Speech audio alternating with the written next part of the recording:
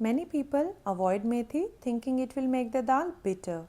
But what if I told you there is one simple technique that makes methi taste mellow, rich, and incredibly comforting?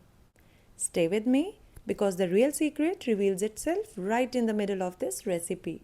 And warning, watching this while hungry might be dangerous. We all want a dal that's flavorful, nutritious, and gentle enough for everyday meals. But methi can be unpredictable. Cook it wrong and the bitterness takes over.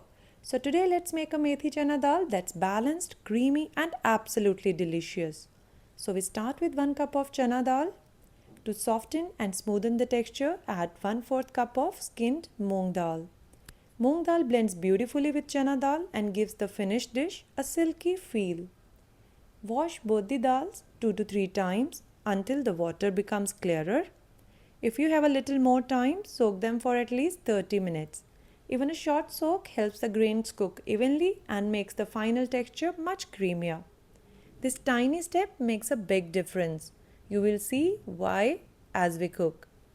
Add 1/4 teaspoon turmeric powder and 1 teaspoon salt. Pour enough water to cover the dal by about an inch. Close the cooker and cook for 2 whistles on medium heat. Let the pressure release naturally. That resting time helps the chana dal soften from the inside. Once it's cooked, we'll mash the dal lightly like this. Not too much, just enough to break some grains and create a creamy base. Now in a pan, heat 2 tablespoons of oil. Once the oil is hot, add half teaspoon cumin seeds, a pinch of hing, and 8 to 10 chopped garlic cloves. Let the garlic turn pale golden. This 30 seconds create the first layer of flavor. Now add 2 finely chopped onions. Cook them until they soften around the edges but still hold their structure. When the onions reach that perfect halfway point, add 1 inch grated ginger and 2 chopped green chilies. Stir everything and let the aromas blend. Now once the onions are perfectly cooked, we will add 2 chopped tomatoes. And now the time to add the spices. Half teaspoon turmeric powder, 1 teaspoon red chili powder, half teaspoon coriander powder, half a teaspoon cumin powder, and salt to taste.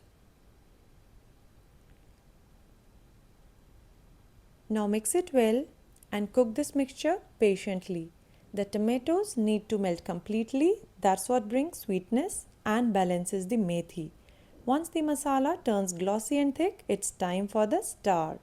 So these are the fresh methi leaves, cleaned, separated and washed thoroughly to remove all the dirt. Add the methi to the pan and cook it for about 5 to 7 minutes. You will see the leaves shrink, soften and slowly lose their raw bitterness. Keep stirring occasionally. The goal is to let the methi blend into the masala so smoothly that you can't tell where one ends and the other begins. And this step is what makes methi taste so delicious in dal. Now pour the cooked dal into the methi masala.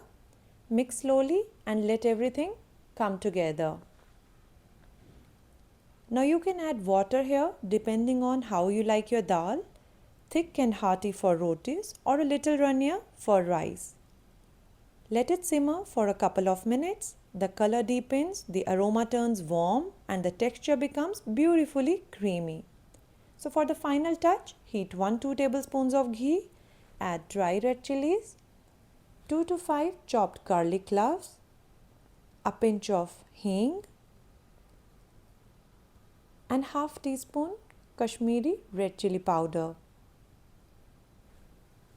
When everything turns golden and aromatic, pour this sizzling tadka straight into the dal. This moment is where aroma turns into emotion. And your Methi Chana Dal is ready. Creamy, fragrant, balanced, without even a hint of bitterness. If you're still watching, I know your mind is already on that first bite. If you love comforting dals like this, Check out my one pot masoor dal recipe on the screen now. It's wholesome, easy, and perfect for quick nourishing meal. I'll see you there.